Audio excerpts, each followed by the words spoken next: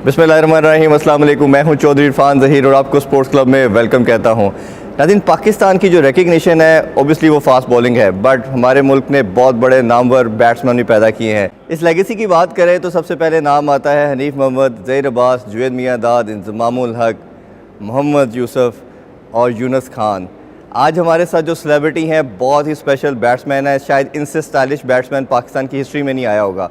और इनके नाम के साथ जो वर्ल्ड रिकॉर्ड भी एसोसिएटेड है, एक साल के अंदर हाईएस्ट रन गेटर का और एक कैलेंडर ईयर हाईएस्ट सेंचुरीज का रिकॉर्ड इनके पास है। डेफिनेटली सब आप जान चुके होंगे, the one and only Mohammad Yousuf. अस्सलाम वालेकुम यूसुफ भाई। बहुत शुक्रिया, आपने टाइम दिया। काफ़ी अरसे से आपसे बात करना चाह रहे थे, मसरूफियत आपकी भी कुछ ज़्यादा थी। मसरूफियत चलती है, इधर काम है थोड़ा सा और फिर कैंप था बीच में कराची का, तो ये चीज़ें चलती रहती हैं। बिल्कुल ऐसा ही है। अच्छा यूसुफ भाई, बड़ी लंबी आज डिस्कशन आपसे थोड़ा करेंगे हम, आपके सारा डिस्कस करेंगे पास्ट और प्रेजेंट के हवाले से भी, थोड़ा पास्ट में लेके चलते हैं। ओबियसली आपने मल्टीपल टाइम ये पास्ट में बोला होगा अपने इनिशियल डेज़ के हवाले से। क्वेश्चन इसलिए ट्रेडिशन भी लगता है, लेकिन आप कई लोगों के लिए एक मेंटोर की हैसियत भी रखते हैं और हज़ारों लाखों लड़के जो आपको फॉलो करते हैं, मेरा ख्याल है उनके लिए एक बड़ा आइकॉनिक पर्सनैलिटी भी रखते हैं आप। थोड़ा अर्ली डेज़ का बताइए, कितना मुश्किल सफ़र था, किस तरह जर्नी स्टार्ट किया और कैसे फिर टीम के लिए आए? बिस्मिल्लाहिर्रहमानिर्रहीम। देखिए, मैं यही कहूँगा कि एक अल्लाह की तरफ से एक ब्लेसिंग थी कि जो मैं क्रिकेट खेल गया हूँ, जो यहाँ तक पहुँच गया हूँ जी। क्योंकि ना तो मेरा कोई एम था पाकिस्तान क्रिकेट टीम में आने का, और मैं वही बचपन से मेरा एम था कि मैंने पाकिस्तान टीम में आना है और मैं आ गया। ठीक, तो ये तो गलत बयानी से काम ले लूँगा मैं। ठीक, मेरी एक सोच थी, मैं क्रिकेट खेलता था तो मैं ये कहता था उस वक्त वापडा रेलवे, मैंने यही इतनी स्टार्टिंग वापडा से प्रॉब्ली किया था आपने? स्टार्टिंग तो मैं क्लब क्रिकेट खेलता था, लेकिन फर्स्ट क्लास वापडा से खेला हूँ, तो रेलवे से भी खेला हूँ मैं इंटर डिवीज़न। तो यही होता था कि चलो यार ये एक जॉब हो जाएगी तो ज़रा, क्योंकि उस वक्त इतना शोर शराबा नहीं जितना अभी है जी। अभी तो महंगाई बहुत है और पता नहीं क्या क्या चीज़ें हैं, तो उस वजह से अब बहुत ज़्यादा वो है, तो उस टाइम इतनी ज़्यादा मुश्किल नहीं और होती। शायद गेम भी आसान थी, मतलब गेंद बैट बॉल पकड़ा और आप निकल जाते थे। नहीं, गेम उस वक्त ज़्यादा मुश्किल थी, खेलना मुश्किल था उस वक्त। हाँ, कंपटीशन के लिहाज से, कंपटीशन के हिसाब से, और जो क्रिकेट का स्टैंडर्ड था वो बहुत हाई था। इवन क्लब क्रिकेट बहुत हाई स्टैंडर्ड की होती थी। फर्स्ट क्लास तो खैर बहुत ही ऊंचा लेवल होता था, लेकिन क्लब क्रिकेट का स्टैंडर्ड बहुत हाई होता था। तो ये इतना खेल लेना भी मैं समझता था कि यही हो जाए तो बड़ी बात है। ठीक, लेकिन अगर कोई चीज़ अल्लाह करवाना चाहे तो वो कोई रोक नहीं सकता। ठीक बात। तो मेरा स्टेप बाय स्टेप मैं समझता हूँ कि इसमें मेरा इतना अमल दखल नहीं जितना कुदरत का है, जितना अल्लाह ने स्टेप बाय स्टेप खुद ब खुद मेरे रास्ते बनते गए और मैं खेलता गया। और मुश्किल थी कि गुर्बत, और लेकिन इसमें मैं अपने वालिदैन को क्रेडिट दूंगा और भाइयों को भी कि जिन्होंने मुझे कभी मना नहीं किया खेलने से कि यार हालात इस तरह के हैं तो तुम ना खेलो। मुझे कभी किसी ने मना नहीं किया, बल्कि मुझे उन्होंने जितना हो सकता था पढ़ाया भी। और ये मैं सारा क्रेडिट अपने वालिदैन को, भाइयों को देता हूँ कि जिन्होंने मुझे यहाँ कभी कोई ऐसी बात नहीं की, और शायद उन्हीं की वजह से अल्लाह ने मुझे आगे यहाँ तक पहुँचाया। बिल्कुल। अच्छा, कौन से ऐसे एक दो नाम लेना चाहें कोई कोचिज़ के अंदर जिन्होंने आपको समझा कि ये मोहम्मद यूसुफ इंटरनेशनल कमोडिटी बन सकता है और आपको लेके चले आगे? देखिए, ऐसा कोचिज़ तो नहीं कह सकते उनको, लेकिन वो क्लब के ओनर नहीं होते जैसे पहले होते थे। वो हाजी बशीरुद्दीन चुगताई साहब रहमतुल्लाह अलैह, अल्लाह उनको जन्नत नसीब करे, वो क्लब के एक ऑनर थे गोल्डन जिमखाना के। और मैं चूँकि एक रोड पे शौक़ था क्रिकेट का, तो बैट और बॉल तो ख़रीद नहीं सकते थे, तो मैं अपने भाई के साथ ना वो कपड़े धोने वाले डंडे से खेलता था। अच्छा। और उस पर टेप, वो टेबल टेनिस का एक बॉल होता है ना, उस पर टेप करके खेलते थे। वो थोड़ी सी मोटी हुई थी, थोड़ी भारी हुई थी, तो वो ज़रा निकलती भी थी। तो उससे खेलता था रोड पर, तो वो वहाँ से गुजरते थे, तो उन्होंने मैं खेलते हुए देखते थे, तो कहते बेटा आप उधर आ जाया करो क्लब में हमारी। तो हमने उन्हें कहा हमारे पास तो पैसे नहीं है, ना सामान ख़रीद सकते हैं, ना किट। उन्होंने कहा सब कुछ हो जाएगा, आप आ जाया करें। वाह। उनके पास ये समझे कि एक बेसिक स्टार्ट जो था उन्होंने दिलवाया, और उन्होंने मुझे इतने मैचेस खिलाए को 2-2.5 साल के बाद, 2-2.5 साल, ये नहीं कि जाते ही खिला दिए। अच्छा। तो उस टाइम तो मैं 6 या 7th क्लास में था, लेकिन 2-2.5 साल मैंने उनके नेट पे जाता रहा, शौक़ बहुत था मुझे। तो मुझे आखिर पे बारी मिलती थी जब नेट ख़त्म होने वाला होता था। 1-2 राउंड खिलाते थे, लेकिन शौक़ इतना था उसमें, ये भी बहुत बड़ी बात होती थी उसमें मैं खेल रहा हूँ कि आप क्लब में जा खेल रहे हैं और आपको बॉलिंग कर रहे हैं कोई लोग जी, बड़ी मुश्किल से। तो वो 2-2.5 साल में उनके साथ रहा हूँ, तो फिर एक बार उन्होंने मुझे मौका दिया खेलने का। उस वक्त जैसे अभी ये सिटी क्रिकेट हो रही है ना, ये जी। उस वक्त LCCA करवाती थी, अच्छा जी। वो लीग होती थी एक, उस लीग का मैच हमारा LCCA में था, अच्छा पंजाब क्लब के ख़िलाफ़ था, वो इसी ग्राउंड की मैं क्लब थी। ठीक। तो उसमें पहली बार उन्होंने मुझे कहा कि आप मैच खेल रहे हो, 2.5 अच्छा। साल बाद या 3 साल बाद वाह। उस क्लब का। तो उसमें मुझे उन्होंने ओपनर भेजा, अच्छा तो वो मैंने 45 रन्स कर दिए। ठीक। उसके बाद फिर मैं वापस मुड़कर नहीं देखा। मैं क्लब क्रिकेट में भी, फिर कॉलेज में, फिर जहाँ जहाँ अल्लाह ने मौका दिया, तो वो मैं जो अल्लाह मेरे से स्कोरिंग करवाते, परफॉर्म कराते थे, आगे से आगे भी चलते रहे। और मेरा ख्याल है यूसुफ भाई, जो टीम की तरफ से खेलता है, these people are chosen by God, Allah की खास ब्लेसिंग होती है जी, कि कंट्री इसमें को तो- रिप्रेजेंट करना। तो जब टीम में फर्स्ट टाइम नाम आया, वो फीलिंग क्या थी, और फैमिली के लिए कितनी बड़ी वो चीज़ थी कि अब मोहम्मद यूसुफ पाकिस्तान को रिप्रेजेंट करेंगे? तो वाकई एक सरप्राइज़ था, एक शौक था मेरे लिए भी, और ऑब्वियसली घर वालों के लिए भी होगा, क्योंकि मुझे यकीन नहीं था तो उन्हें कहाँ से होगा। तो मैं अपना वापडा से जब खेल रहा था, तो मेरा ख्याल अभी मेरे 7 या 8 मैच हुए थे फर्स्ट क्लास के, लेकिन लकीली उस वक्त मेरा ख्याल है कि सबसे ज़्यादा रन्स मेरे थे, या विकेट्स ऐसी थी जिस पे मैं जब रन्स कर रहा था तो जिन्होंने भी देखा उन्होंने पसंद किया। और एक मैच हमारा स्टेडियम में था कराची के ख़िलाफ़ जी। और माजिद खान साहब उस टाइम जो थे वो चीफ एग्जीक्यूटिव थे जी। तो उनके जो रूम था वो बिल्कुल विकेट के सामने था। अच्छा। तो वो मैच वो बैठ के देख रहे होते थे। तो उस मैच में बहुत ग्रासी विकेट थी, लो स्कोरिंग गेम था, और दोनों इनिंग्स में मेरा एक में 50 प्लस था और एक में 40 प्लस था, 2 इनिंग्स में। तो लो स्कोरिंग मैच था, वो ग्रासी विकेट थी। तो वो उन्होंने देखा तो उन्होंने पसंद किया। तो फिर वो जो इंग्लैंड की टीम आ रही थी, उन्होंने शारजा में कप खेलना, शारजा कप खेलना, तो प्रैक्टिस मैचेस के लिए उसने पाकिस्तान से 2 खेल के इधर ए टीम के खिलाफ फिर जाना था आगे शारजा। 98 में आप 97 की बात है, ये 7 की बात है, सितंबर-अक्टूबर की बात है। तो उन 2 मैचेस में भी मेरा ख्याल है कि दोनों मैचेस मेरा हाईएस्ट था 39 या 35 ऐसे था, कुछ हाईएस्ट था, या एक में तो हाईएस्ट था, दूसरे का मुझे आइडिया नहीं। तो उसमें भी थोड़ा सी आइडेंटिफाई किया जो भी क्रिकेट के उस टाइम लोग थे, स्पेशली मैं माजिद खान साहब को कहूँगा कि वो देख भी रहे थे, और भी जो लोग भी उस टाइम रेफरीज थे या जो और लोग जो क्रिकेट को चला रहे थे, उन्होंने ओबियसली बात की होगी कि इस लड़के में हमें लग रहा है जी। तो फिर मुझे उन्होंने उस टूर, क्योंकि उसके बाद इन्होंने जाना था बांग्लादेश और शारजा ही जाना था पाकिस्तान में। हाँ जी, उसके बाद उसमें अख्तर सरफराज को लेके गए थे, अल्लाह उसको भी जन्नत नसीब करे, वो भी दुनिया से चले गए हैं। तो मेरी और उसकी टाई थी, तो उसको वो लेके गए थे। अच्छा। तो उसके बाद अगला टूर बांग्लादेश में था इंडिपेंडेंस कप का, उसमें फिर मुझे ले गए थे। बिल्कुल ऐसे। तो उसके बाद अल्लाह का शुक्र है कि मैं अच्छा, जब आप टीम में आए तो काफ़ी ज़्यादा कंपटीशन था। देखा जाए तो इंजमाम सबसे बड़ा नाम, सईद अनवर, आमिर सुहेल, रमीज़ राजा भी थे, और एक बड़ी लंबी लिस्ट थी। इसी तरह एजाज़ अहमद खेल रहे थे। तो इतने बड़े नामों के साथ खेलना आके और फिर परफॉर्म करना और अपनी जगह बनाना, वो कितना मुश्किल एक सफ़र था? अच्छा, अभी जब इंट्रो आप दे रहे थे उसमें मैं हैरान था कि सईद अनवर का नाम अच्छा, हाँ बिल्कुल, ऑब्वियसली सारे बहुत बड़े प्लेयर जिसका आपने लिया, लेकिन फॉर मी मैं कहूँगा कि सईद अनवर जैसा प्लेयर मैंने कम ही देखा है दुनिया में। मैं समझूंगा कि ये पाकिस्तान की तो बात की बात है। जी जी। तो सईद अनवर को आप भूल गए हैं? नहीं, मैंने इसीलिए अब ले लिया ना। अब लिया। अब याद आ गया। वो इतने बड़े प्लेयर थे कि मैं जब उनको इंसान देखता था खेलते हुए तो हैरान हो जाता था कि यार ये किस तरह खेल रहे हैं ये जी, जिस तरह की वो बैटिंग करते थे। तो ऑब्वियसली जो आपने नाम लिए हैं, अभी सलीम मलिक साहब का नाम नहीं लिया कि आप अभी ले लिया। हाँ, तो वो ज़्यादा बड़े स्कोर जिन्होंने किए, हम उनके नाम शायद ले रहे थे। इतनी बड़ी टीम थी वो, उस टीम में नाम आ जाना ही बहुत बड़ी बात थी। खेलना तो बाद की बात है। ठीक बात। उस टीम में नाम आ जाना, ये समझे कि आपके लिए एक बहुत बड़ा एजाज़ है। तो उस टाइम मेरा नाम आया और अल्हम्दुलिल्लाह सब ने मुझे हेल्प की, लेकिन स्पेशली मैं कहूँगा कि जिनके साथ मुझे ज़्यादा फ़ायदा हुआ और जिनके साथ मैं खेला भी ज़्यादा हूँ, जैसे इंजमाम भाई, सईद भाई के साथ, इनकी जो अपना टेक्निक या जो पेशेंस था या इनिंग बिल्ड करने का तरीका था और मैच को कैसे लेके चलना है आगे जी।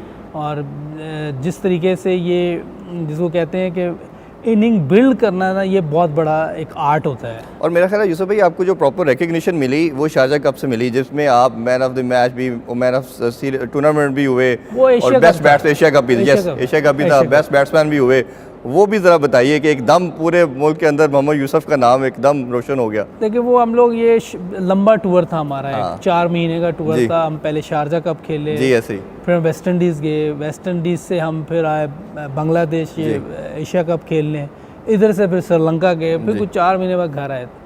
लेकिन जो हमने शुरू किया था वो हम शारजा कप शारजा कप से जीतते किया गए था। थे, जी। साउथ अफ्रीका के खिलाफ फाइनल जीते। उसमें भी आपने अच्छी परफॉर्मेंस की थी। हाँ उसमें मेरे 1-2 50 थे, इंडिया के खिलाफ, इनके खिलाफ था, साउथ अफ्रीका के खिलाफ। फिर जब हम वेस्ट इंडीज़ पहुँचे हैं तो वहाँ मैं आप समझे कि वो भी हम टूर्नामेंट जीते थे। पहली दफ़ा पाकिस्तान टीम जी, उधर जीती जीती हाँ थी, वो ट्रायंगुलर सीरीज़ थी। तो उसमें मेरे 9 मैचों में 7 मैचों में कुछ 90 रन थे, बिल्कुल आउट ऑफ फॉर्म था मैं। ऐसे। अब जब टेस्ट मैचेस शुरू हुए तो बड़ी पहले ही मैच में जो गयाना में था हमारा टेस्ट मैच, एक ही इनिंग हुई थी, बारिश हो गई थी, उसमें भी मैं फेल। अब 8 इनिंगें मेरी हो गई जो मुसलसल फेल जा रहा था। लेकिन उस वक्त के कप्तान और वाइस कैप्टन और जो भी लोग थे जिन्होंने मेरे पे एतमाद किया, उन्होंने दूसरा टेस्ट मैच भी खिलाया। अच्छा। उसमें अल्लाह ने भी मेरे से 100 करवाया, जो बारबाडोस में हुआ था। बारबाडोस में। और वो सेंचुरी उस टूर पे अब 2 टेस्ट मैच दोनों में मैंने सेंचुरी की थी, एंटीगा में भी, बारबाडोस में भी। वो दोनों सेंचुरीज भी मेरे लिए बड़ी अहमियत रखती है क्योंकि उसमें वॉल्श और एम्ब्रस थे अगेंस्ट। हाँ जी हाँ जी। तो ये बेस्ट बॉलर थे दुनिया ऐसे के। कौन सा बॉलर लगता है जिसने लगा हो माशाल्लाह, आप तो सबको अच्छा खेलते थे, बट मुझे जो मैं आपके कैरियर को रिकॉल करता हूँ तो मुझे इरफान पठान याद आता है कि इरफान पठान की बॉल जब अंदर आती थी तो वो एक ऐसा बॉलर था जो आपको बॉदर करता था। आपको क्या लगता है, क्या वाकई वही था या इसके अलावा भी कोई नाम है? अरे देखिए बाज़ का ऐसा होता है कि कोई बॉलर नया नहीं आता, उसका पता नहीं होता। हाँ बिल्कुल। लेकिन अगर मेरे से पूछें बॉलर तो वॉल्श, एम्ब्रोस, अच्छा मैगरा, शॉन पॉलक, डोनाल्ड, अच्छा जी। फ्लिंटॉफ, हार्मसन, कैडिक और पता नहीं कौन, आप इवन वॉस जी। फास्ट बॉलर्स की बात जी, जी, करें, और दुनिया के बहुत बड़े बड़े बॉलर्स थे उस टाइम क्योंकि पे। हमें शायद इंडिया वाली विक्ट्रीज भी नहीं भूलती और उनके साथ नहीं, वो बास्केट हो जाता है, कोई इसमें कोई ऐसे ही। वो नहीं है कोई। ये मोहम्मद यूसुफ से बड़ी इंटरेस्टिंग गुफ्तगू जारी है, but it's time for short commercial break, don't go anywhere.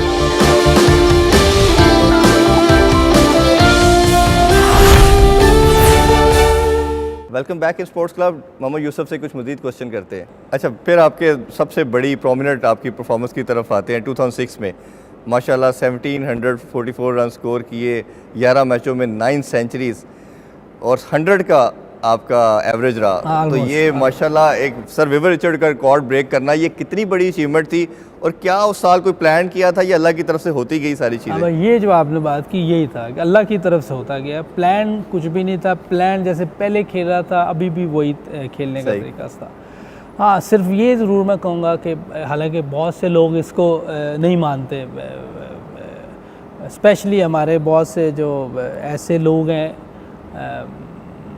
जो मेरे खैर रिलीजन की तरफ बात चली जाती वो ले जाते हैं। मैं इसको इसलिए कहता हूँ कि मेरे साथ हुआ है। मैं इसमें इस तरह उसको क्वेश्चन को फ्रेम करूँगा, वो खैर आप बात कर। मैं इसलिए कह रहा हूँ कि क्योंकि मैंने कोई ऐसी चीज़ एक्स्ट्रा की नहीं थी। एक ही चीज़ एक्स्ट्रा हुई थी कि मैंने कलमा पढ़ा था और नमाज़ पढ़ रहा था और कुछ सुन्नत पे ज़िंदगी लाने की कोशिश कर रहा था माशाल्लाह, जिसकी वजह से अल्लाह ने एक वो उस टाइम एक अल्लाह के लिए तो झूंगा ही है, ये कुछ भी नहीं है। ऐसे ही ये तो दुनिया के लिए या मेरे लिए या कुछ लोग समझते होंगे, हालांकि ये कोई चीज़ ही नहीं है।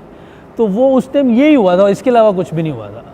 मैं कह दूँ जी इसको मैं इस तरह पूछ लेता हूँ आपसे कि हम रिलीजियस पॉइंट ऑफ व्यू से नहीं बात कर रहे, रिलीजियस है नहीं, लेकिन हनी उसमें करना इसलिए ज़रूरी है, करना बीइंग अ मुस्लिम इसलिए ज़रूरी कि ईमान की ताकत जब एक ऐसे बंदे में आती है जिसको शायद पहले नहीं था पता, उसने कितना ज़्यादा हेल्प आउट किया आपको। हाँ, मैं वही कह रहा हूँ कि वो एक मैंने नई ये चीज़ हुई थी और फोकस बहुत ज़्यादा था मेरा। और कोई इधर उधर की कोई चीज़ नहीं आ रही थी। और दूसरी बात ये है कि इसलिए नहीं किया था कि ये हो, मैंने उसके बाद 0 भी किए हैं, बहुत बुरी परफॉर्मेंसें भी रही हैं, टीम से बाहर भी हैं और भी बहुत चीज़ें हुई हैं।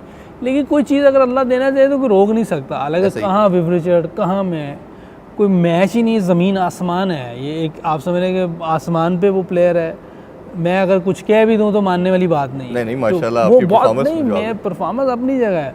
लेकिन मैंने पहले भी एक दफ़ा किसी को कहा था कि चंद्र पॉल ने ना 12,000 रन किए हुए टेस्ट में, विव रिचर्ड के 8,500 रन। प्लेयर कौन बड़ा है? ऑब्वियसली ये रन्स का नहीं होता, तरीका देखना पड़ता है, क्लास क्या है जी। सही रन के 4,000 रन हैं, अब किसी और के 8 हो जाए 9 हो जाए तो कोई सही रन से बड़ा प्लेयर हो जाएगा? ये नहीं हो सकता। सईद अनवर की क्लास बहुत बड़ी क्लास है। कोई रन ज़्यादा कर जाए इससे ये मकसद नहीं वो प्लेयर बहुत अच्छा होगा, नहीं वो देखना पड़ता है कि खेला कैसे है कोई।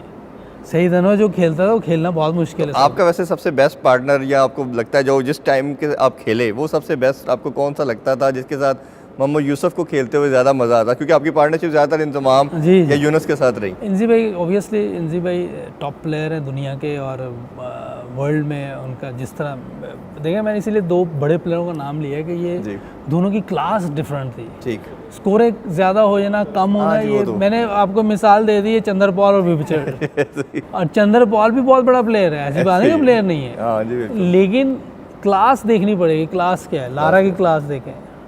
और बहुत से वैसे आपका ऑल टाइम फेवरेट कौन सा बैट्समैन रहा जिसको आप समझते कि मेरा मेंटोर है या जिसको आप पसंद करते थे? देखिए ये अब मैं तो सईद अनवर इंजमामुल्लाह के साथ खेल रहा हूँ और वाकई बहुत बड़े प्लेयर थे दो, और उनके साथ आप जब खेलते थे आपको लगता ही नहीं था कि सामने कोई मुश्किल हो रही है, तो उनसे हमें बड़ी इंस्पिरेशन मिलती थी, हमें बहुत हौसला मिलता था कि यार अगर सईद भाई इंजमाम भाई खेल रहे हैं और हमारे सामने हैं, हम ये जब तक खेल रहे हैं हमें बहुत फ़ायदा होगा। तो आप भी फिर उसके साथ साथ अच्छे प्लेयर के साथ आप अच्छे हो जाते हैं, हल्के से ज़्यादा हल्का हो जाते हैं। अच्छा यूसुफ भाई, एक मैं काफ़ी प्लेयर से ख़ास तौर पे जो एक्स प्लेयर्स हैं उनसे बात की, आपके एरा में सारे मैच विनर ज़रूर होते थे।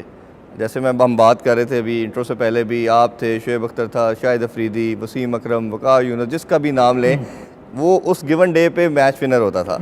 आपको क्या ख़ास तौर पर बैटिंग की, चले हम बात कर लेते हैं, अब क्या रीज़न लगती है आपको कि हमारी बैटिंग उस तरह परफॉर्म नहीं कर पाती? यार क्लैप्स उस टाइम भी होती थी, मुझे याद है कई मैचेस में हम क्लैप्स किए, बट 80% हमें लगता था कि कोई ना कोई खड़ा होकर उसको ले जाता था, बट अब वो टेंडेंसी बिल्कुल नीचे जाती जा रही है।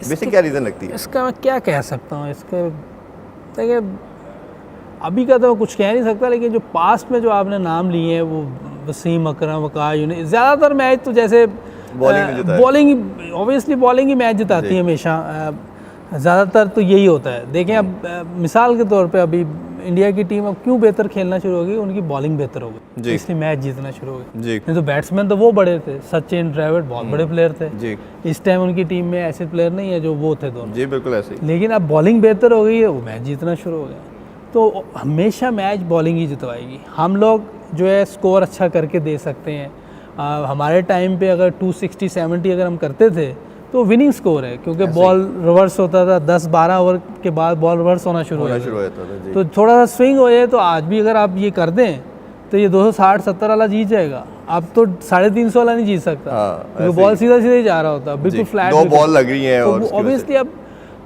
अब जो है बॉलर्स के लिए बहुत मुश्किल काम है, बैट्समैन के लिए पैराडाइज है। लेकिन आपको एज ए बैट्समैन और अब एज ए न्यू रोल में इस पर मैं ज़्यादा बात करना चाहूँगा, आपको क्या लगता है कि लड़के मेंटली टफ नहीं है या प्रेशर नहीं सस्टेन कर पाते? क्योंकि अब टेंडेंसी ना काफ़ी ज़्यादा होती जा रही है क्लैप्स होने की, एक में परफॉर्म करते हैं, आप देखें कि हमने ऑलमोस्ट कोई 20-25 लड़के ट्राई कर दिए 2 साल में, बैटिंग के अंदर बात करें तो कोई अपनी जगह ही नहीं बना पा रहा, खासतौर पर मिडिल ऑर्डर की बात करें टीम में आप देखें तो वो स्टेबल ही नहीं हो पा रही कोई चीज़।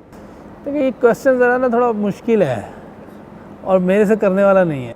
नहीं आप रेलेवेंट नहीं है मेरे साथ, क्योंकि इसलिए कि आप अब ऑब्वियसली एकेडमी के अंदर रोल है आपका, नेशनल हाई परफॉर्मेंस सेंटर के अंदर बैटिंग कोच, और आप ही आपको आगे प्रिपेयर मेरा काम इधर कुछ और है। अच्छा। मेरे पास किसी को भी भेजेंगे अगर कोई उसको काम करने वाला है उस पर या कोई चीज़ है, मैंने वो करनी है उसके साथ। ये प्लानिंग की बातें आप बता रहे हैं कि क्या प्लेयर को क्या करना है। मैं जनरल पूछ रहा था, मैं उसमें नहीं पूछ रहा था। अच्छा सो भाई, आपके नए रोल की तरफ आते हैं, जो नया रोल आपको नेशनल हाई परफॉर्मेंस सेंटर में एज ए बैटिंग कोच रखा गया और आप तमाम तरह के लड़कों से काम कर रहे हो, टीम में प्लेयर कर रहे हैं, अभी आपने टेस्ट टीम के साथ भी काम किया, तो कैसे देख रहे हैं जो न्यू टैलेंट आ रहा है और जो लड़के किस तरह उसको लेके चल रहे हैं? देखिए ये कुछ सीज़न में अगर 1-2 प्लेयर आपको मिल जाते हैं तो अच्छी चीज़ है, क्योंकि सारे प्लेयर चेंज नहीं हो सकते, 2-3 की जगह होती है कि इनको आप ले सकते हैं। उसमें मेरा ख्याल इस बार इन्होंने लिया है अपना आगा सलमान को लिया है जी। अच्छा, वो एक्साइटिंग प्लेयर है, फिट है, फास्ट है, फील्डर बहुत अच्छा है, ऑफ स्पिन कर लेता है, यूज़फुल क्रिकेटर है। हाँ, ये ज़रूर मैं कहूँगा कि जब हम लोग भी फर्स्ट क्लास से टीम में आए तो हमारे अंदर भी बहुत सी गुंजाइश थी ठीक होने वाली, मीन्स के काम होने वाली जी। वो जैसे जैसे आप खेल रहे होते हैं, टीम के साथ रहते हैं, आप इम्प्रूव कर रहे होते हैं, आप उसमें आपका ख़ुद भी बहुत बड़ा अमल होता है कि आपने ख़ुद भी देखना है, अपने प्लेयर से भी सीख सकते हैं, ऑपोजिशन के अच्छे प्लेयर्स जो होते हैं उनको देख के भी सीख सकते हैं। वो जो साउथ शकील है, एक्साइटिंग प्लेयर है, मुझे तो वो बड़ा मज़े का प्लेयर लगा। कवर ड्राइव बड़ी अच्छी बड़ी उन्होंने बड़ी अच्छी वो अच्छी इनिंग खेली थी लॉर्ड्स में जो खेली। ये 2 प्लेयर अभी यंग इन्होंने लिए हैं जो फर्स्ट क्लास से परफॉर्म करके आए थे।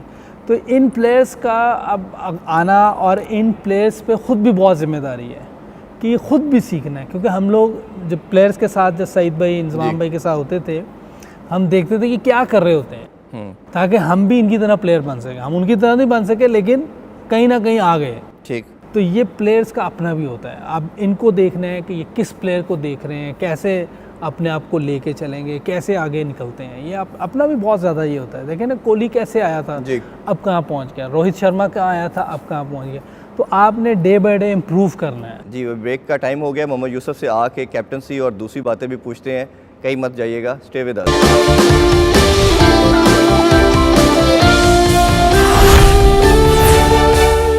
Welcome back in sports club. Mohammad Yousuf से ज़रा कुछ मज़ीद क्वेश्चन पूछते हैं। अच्छा यूसुफ भाई, आपके रोल के अंदर जो अभी टीम में लड़के हैं उन्हीं का है या टीम में नहीं है उनके साथ भी आप काम कर रहे हैं? जैसे मैं बात असद शफीद की करना चाहूँगा, बड़ा मेरा आपने हमेशा उनको बड़ा प्रेज़ किया। अब ईशान मसूद आपके लोगों के साथ है, तो क्या ऐसे लड़के जो अभी टीम में किसी रीज़न से नहीं है अपनी परफॉर्मेंस की वजह से, उनके साथ भी आपके प्लान्स के अंदर पार्ट है? जी जी बिल्कुल, क्यों नहीं। जो भी प्लेयर यहाँ हमारे पास भेजेंगे, चाहे वो मैनेजमेंट भेजे, चाहे ये लोग एकेडमी कहेगी, क्योंकि मेरा काम है, मैंने 9 to 5 यहाँ होना है। ठीक। हमें जो भी प्लेयर आएगा मुझे उसके साथ काम करना है, और उनमें अगर कोई काम होने वाला है या बाज़ का हम बात भी करते हैं बैठ के, बाज़ का आप मेंटली चीज़ें होती हैं कि क्या सोच रहा होता है प्लेयर अंदर जाते हुए। बाज़ का हम भी खेलते थे, जब ड्रेसिंग रूम में बैठे होते कुछ और सोच रहे होते थे, अंदर कोई और चीज़ हो रही होती ऐसे ही। तो उन चीज़ों को भी, क्योंकि इस प्रोसेस से गुजरे हुए हैं। बिल्कुल ठीक बात। तो हमें इस चीज़ का आइडिया होता है। फिर जब लड़कों से बात कर रहे थे, क्वेश्चन करते करते वो खुद ही जवाब दे देते हैं डिफरेंट सर्कमस्टांसेस के अंदर आपने। और देखें, जब आपने कोचिंग का काम करना है ना, तो जो मैं जब खुद भी खेलता था तो मैं ये सोचता था, समझता था कि कोच को सबसे पहले अपनी किट उतार देनी चाहिए। ठीक। कि मैं ये था नहीं, मैं वो था, वो छोड़ दें। अब हमने उस प्लेयर को लेना है, उसमें से काम निकालना है, उसको कैसे हमने उससे परफॉर्मेंस लेनी है, कैसे उसमें वो चीज़ें लानी है, उसके लिए हमने सोचना है, उसके लिए काम करना है। आपने उसके साथ एफिलिएट होना है, उसके साथ जुड़ना है, उसकी चीज़ें सुननी है। जब तक हम उसको सुनेंगे नहीं ना, हम उसे काम नहीं ले सकते। बिल्कुल ठीक। तो इसलिए अभी असद शफीक आया था हमारे पास। अच्छा। जून में आया था, और उसकी फिर फैमिली में कोई प्रॉब्लम होगी तो वापस चला गया। तो 2-4 दिन हमने उसके साथ काम किए। थोड़ा सा ओबियसली उसने इतने साल खेली, पाकिस्तान से 10 साल क्रिकेट खेली है, और बहुत सी जगहों पे उसने रन्स भी किए हैं। हमारा मेन मेंबर के तौर पे थे जी। तो वो हो सकता है कि थोड़ा सा मेंटली भी बाज़ का होता है, कुछ थोड़ी बहुत जो छोटी मोटी जो ट्यूनिंग होने वाली वो भी होना होती है। तो वो वीडियोस के साथ, एविडेंस के साथ हम उसके साथ काम कर रहे थे, लेकिन बदकिस्मती से उसकी फैमिली प्रॉब्लम हो गई, वो चला गया। लेकिन जो भी प्लेयर आएगा, अभी जो यंगस्टर आ रहे हैं उसमें से कोई 3-4 आपको लड़के ऐसे लगते होंगे जो पाकिस्तान को लंबा रन में सर्व कर सकते हैं, कौन से नाम आपके ज़हन में आते हैं? देखिए, ये तो कोई प्रेडिक्ट नहीं कर सकता ये लंबा कर जाएगा, ये बहुत अच्छा होगा, लेकिन जो थोड़ा बहुत जो जितनी मुझे समझ है उससे मैंने 1-2 नाम, ये साउथ शकील है, आगा सलमान है, लेकिन काम थोड़ा थोड़ा होने वाला है, और इनको खुद भी। फिर एक लड़का अंडर 19 अभी ख़त्म हुई है, मैं 1 साल पहले या 2 साल पहले, वो लेफ़्ट हैंड बैट्समैन है, मुझे काफ़ी उसमें मुझे लगा है। वो लड़का कराची का है, तला है पता नहीं, लेफ़्ट हैंड बैट्समैन है। वो ग्रेड 2 के बारे में थोड़ा सा बताइए। कामरान गुलाम, देखिए 1500 रन किए हैं, माशाल्लाह 37 साल का रिकॉर्ड ब्रेक किया उन्होंने। कोई ना कोई चीज़ है की है, और हार्ड वर्किंग है, मेहनती है, और उसमें मैंने आपको पहले ही कहा है कि जितने भी आप रन्स करके आ रहे हो फर्स्ट क्लास में, जो भी कर रहे हो, गुंजाइश होती है थोड़ी बहुत ट्यूनिंग की। ठीक। वो ज़रूरत होती है। बिल्कुल ठीक है। बाकी आप फर्स्ट क्लास में रन्स करके हैं। और मेरा ख्याल है यूसुफ भाई, जो नेशनल लेवल पे आ जाता है उसकी कोचिंग की, उसको ऑर्गेनाइज करना ज़्यादा इंपॉर्टेंट होता है। कि अगर ओबियसली टैलेंट होता है जो इस लेवल तक, वो इंटरनेशनल प्लेटफॉर्म तक पहुंच जाता है, आगे तो उसको थोड़ा सा शेप अप करना, थोड़ा सा मैनेज करना, ऑर्गेनाइज। हाँ जी। अब वो ट्यूनिंग को वो खुद समझ रहा होगा कि हाँ वाकई ये चीज़ मुझे चाहिए। और देखिए, जिसने 1500 रन किए हैं या जो फर्स्ट क्लास खेल रहा होता है, उसको आइडिया होता है कि मैं कहाँ स्ट्रांग और कहाँ मुझे ज़रूरत है, जी, उसको जी, पता जी, होता है। ठीक। अब ये उस बच्चे पे, उस लड़के का भी काम है कि वो आके जब हम हमारे साथ कैंप में हो या वहाँ भी जाए, तो वो वहाँ जाके अपने कोचिज़ के साथ, जो भी बैटिंग कोच हो, फुल कोच हो, उससे बात करे जी कि ये मुझे लगता है कि मेरे प्लस पॉइंट है और यहाँ मुझे लगता है कि मुझे थोड़ा सा और मेहनत करने की ज़रूरत है, यहाँ ट्यूनिंग करने वाली बात है। जैसे कहते हैं ना, डॉक्टर और वकील से कुछ छुपाना नहीं चाहिए, कोई से भी कुछ नहीं छुपाना, कोई को सबको बता देना चाहिए। अच्छा, थोड़ा सा यूसुफ भाई कोचिंग में बताइए, आपने काफ़ी कोचेस के साथ खेले भी और कैप्टन का भी मैं पूछना चाहूँगा, किस कोच के साथ रह के आपको लगा कि जिसने मोहम्मद यूसुफ को बेहतर समझा और आपको काफ़ी हेल्प आउट किया? और इसी तरह सिमिलरली कैप्टन का भी बताइए कि डिफरेंट कैप्टन के साथ आप खेले और किस कैप्टन ने भी आपको वो ज़्यादा बेहतर तरीके से यूटिलाइज़ किया? कोच तो मैं कहूँगा बॉब विल्मर, ठीक, हाई स्टैंडर्ड कोच था जी, ठीक। और उसमें अपना ज़्यादातर वो ट्यूनिंग देखता था और लड़कों की उसको साइकी का पता था, किस लड़के से क्या काम लेना है, किस तरह बात करनी है, इसको कहाँ क्या करना है, किस तरह की इससे इस टाइम बात करनी है या इससे बाद में बात करनी। मेंटल कैपेबिलिटी के ऊपर आके बात करता था। बहुत देखिए, कोचिंग है ही ज़्यादातर मैनेजमेंट। अगर आप मैनेज सही कर रहे हैं प्लेयर्स को जी, और साथ आपको पता हो कि इस लड़के का ये अगर प्रॉब्लम हो रहा है तो इसको कैसे ठीक करना है, तो ये दोनों चीज़ें उसमें थी। अच्छा, तो ऑब्वियसली नंबर 1 आईसीसी का भी कोच था जी, और उसने साउथ अफ्रीका की टीम खड़ी की। जी, जी, जी। हमारी टीम में उसने बहुत बेहतरी लाया। हार जीत गेम का है, लेकिन उसने काफ़ी चीज़ें डेवलप की थी उस टाइम। अच्छे प्लेयर उसने, ऑलराउंडर काफ़ी उसने डेवलप कर लिए। अफरीदी इन आउट होता था, लेकिन उसके टाइम पे फिर मुसलसल यूनस इन आउट होता था, उसने फिर मुसलसल उसको ये उसने चीज़ें बेहतर की थी, काफ़ी चीज़ें बेहतर हुई थी। कैप्टन, मैं बहुत कैप्टन्स के अंडर खेला हूँ, बहुत सारे, किसी का नाम ना लें तब भी मुश्किल ले। एक होता है ना जिसने बेहतर, कि सारे ही अच्छे थे, ये नहीं कह सकते कि क्योंकि मेरा ख्याल है कि जब हम लोग खेले थे, सारे जेन्युइन प्लेयर थे जो कैप्टन बनते थे और जेन्युइन प्लेयर सारे बने भी लेटर ऑन। और ऑब्वियसली जो अच्छा प्लेयर होता है, वसीम वकार, अर्शदीप, मोइन खान, आप बताएं इसमें से किसका नाम लेंगे जो नहीं सही होता है ना? मैंने सबसे पूछा, सब कई मोस्टली वसीम अकरम का लेते हैं, सारे बहुत अच्छे थे। मैं इसमें ये नहीं, वैसे मेरा मकसद किसी एक का भी कह देना कि ये अच्छा, बाकी वो वैसे नहीं, लेकिन सब बहुत बेहतर थे। बिल्कुल ठीक। अच्छा, आपने यूसुफ भाई ऑलमोस्ट 90 टेस्ट खेले और 287 ओडीआई खेले, तो आपका फेवरेट फॉर्मेट तो मोस्टली टेस्ट ही होता है, टेस्ट ही आपका फेवरेट फॉर्मेट था? नहीं, दोनों में मेरे, अगर आप देखें रन्स मेरे दोनों में, अगर वनडेज में देखें तो मैं सेकंड हाईएस्ट स्कोरर हूँ पाकिस्तान का और सेकंड हाईएस्ट 100 है। फेवरेट कौन सा फॉर्मेट दोनों था? क्योंकि दोनों मुश्किल काम थे उस वक्त। अच्छा, उसमें दोनों आसान नहीं थे, क्योंकि दोनों में आपको रन्स करने हो नहीं जाते थे, करने पड़ते थे, आपको सेंचुरी करनी पड़ती थी। वो क्योंकि रिवर्स स्विंग होना है, 15 ओवर का सर्कल है, जी, जी, जी, बाकी आप वो देखें ना, जब गेंद थोड़ा सा हिल रहा हो तो आप देख लें किसी को भी मुश्किल हो सकती है। तो उस टाइम रन्स करने आसान नहीं थे। अगर ये मैं, लोग समझ रहे होंगे कि मैं ही खेल रहा था इसलिए नहीं, दूसरे लोग भी खेलते थे। ऐसे ही अगर सचिन तेंदुलकर मैं हिस्ट्री का नंबर 1 प्लेयर है अगर देखा जाए तो, वनडे में, टेस्ट में, तो उसकी एवरेज देख लें क्या थी वनडे की, कितने की थी, 44 या 45। तो आजकल आप चेक कर लें, अब दो न्यू बॉल आ रही है, 57 50, 50 तो आम ही है। तो इसका मतलब है कि बहुत फर्क है। और शायद मेरा ख्याल है उस टाइम जो क्लास थी बॉलिंग की वो भी बहुत मैटर करती थी। अब 2 न्यू बॉल आ रही हैं, फिर इस तरह बहुत से फ़र्क हैं। आप तो ये आपको इसीलिए कंपैरिजन नहीं करना चाहिए आज की क्रिकेट को पास्ट वाली क्रिकेट से। अब जो इस तरह की फास्ट क्रिकेट होती जा रही है, हम ओडीआई की बात करते हैं कि जैसे पूरी डायमेंशन ही चेंज हो गई है। अब पहले आपके एरा के अंदर 250 260 वाज वेरी रीजनेबल टोटल, 260-70, अब वो 325 350 की गेम हो गई है, 332 अभी चेज हुआ है, चेज हो रहा है। तो अब क्या लगता है कि ये बैट्समैन को एनहेंस कर रही है उनकी स्किल्स को, या ये जैसे T20 T10 अब 100 हो रहा है, 100 बॉल, तो ये सारी चीज़ें किस तरह देख रहे हैं आप उसको? मुझे लगता है कि कमर्शलाइज है गेम सारे। अच्छा, आप देखें ना, सारी चीज़ें टीवी के लिए हो रही हैं।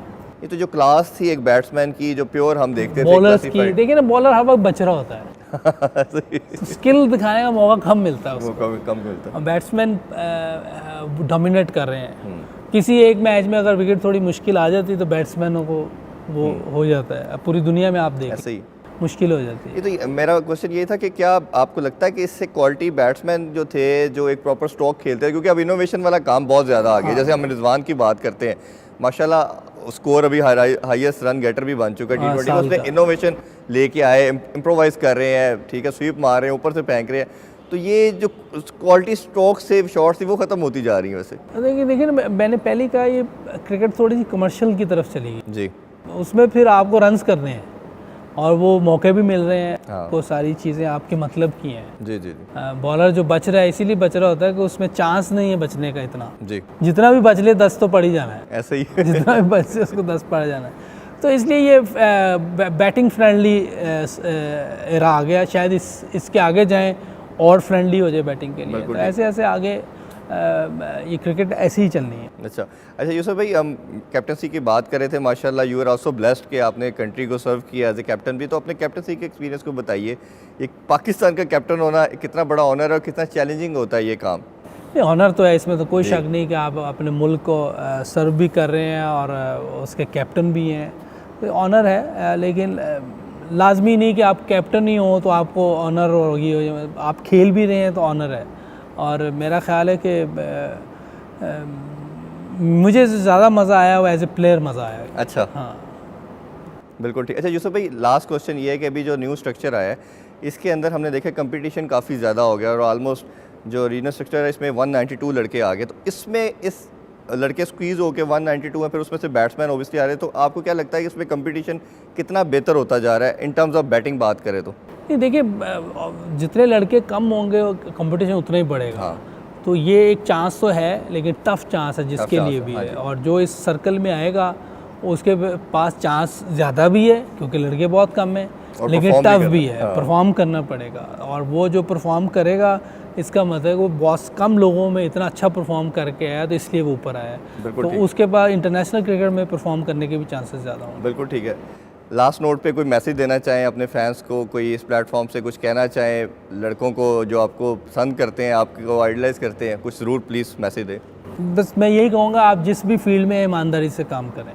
पाकिस्तान के लिए इससे अच्छी और कोई चीज़ नहीं हो सकती। अगर मैं किसी फील्ड में हूँ, आप किसी फील्ड में हैं, हम कोशिश करें कि ईमानदारी से काम करें। कोई हमसे गलती तो इंसान से हो सकती है, लेकिन जानबूझ के गलती ना करें। बिल्कुल ठीक, यही मैसेज है। बड़ा खूबसूरत मैसेज है जी। हम इसी खूबसूरत मैसेज के साथ इनसे इजाज़त लेते हैं। यूसुफ भाई, आपका बहुत शुक्रिया, आपका कीमती टाइम का, आपने हमें टाइम दिया, बड़ी मज़ेदार गुफ्तगू रही, पुरानी यादें भी आपके साथ ताज़ा की। इंशाल्लाह मुलाकात होती रहेगी। नाज़रीन, आपने बड़ी खूबसूरत गुफ्तगू सुनी मोहम्मद यूसुफ साहब की। इंशाल्लाह आपसे मुलाकात होगी नेक्स्ट वीक। अपना ख्याल रखें। अल्लाह हाफिज़।